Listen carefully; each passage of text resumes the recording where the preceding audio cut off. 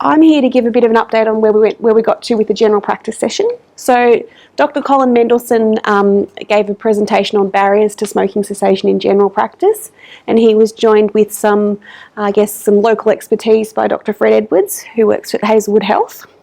So just in a very quick summary, Dr. Mendelsohn focused on, from a GP perspective, in a context where GPs are very time poor, the lost opportunities around smoking cessation. So in terms of failing to identify clients who are smokers, when clients don't disclose that they're smokers, and there's a higher proportion of women who are pregnant who don't disclose that they're smoking. And then from an intervention perspective, the skills and knowledge and handling the question appropriately in a context where people are quite time poor. So you might have a whole interaction with people that's actually about bronchitis and get to smoking in the last sort of 5 minutes of the time you have together. And then from a patient perspective, managing the perception that smoking helps with stress rather than causes stress, managing concerns about weight gain and the cost of quitting medications and other gum patches, etc. So in terms of within the questions that we answered, we focused on the biggest opportunity to embed delivery of brief smoking cessation systems in the Latrobe Valley. And as the session was focused on general practice, we looked at the importance of a whole of practice approach. So getting buy-in from practice managers, all the GPs in the clinic, the practice nurses, and then resourcing the GPs to have the time and access to local cessation services supports and the quit line. And then as a broader enabler, the service coordination, so taking a systems approach to support communication between community health, acute health and private GPs.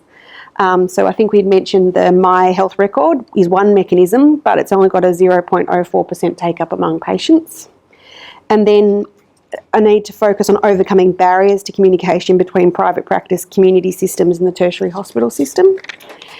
And then, if we get people around the table, who's going to lead that? How can we overcome it? How can we develop a genuinely collaborative service approach? And then we had a bit of a discussion about, in the context of the Latrobe Health Innovation Zone, is there any potential to do things differently, to innovate? And then in terms of barriers to overcome access to GPs, in a context where there's closed books, some people can't get to see their GP, they're working full time. If they went after hours, it's only for emergencies. Autofill the referral to the quit line form in medical director, and ensuring the GP knows that that it's been actioned and results in a call to a patient. Dr. Edwards is very keen on his quit smoking shop on Main Street, which was staffed by GPs on a sessional basis, provide NRT, referral to the quit line, essentially a place-based smoking cessation support service.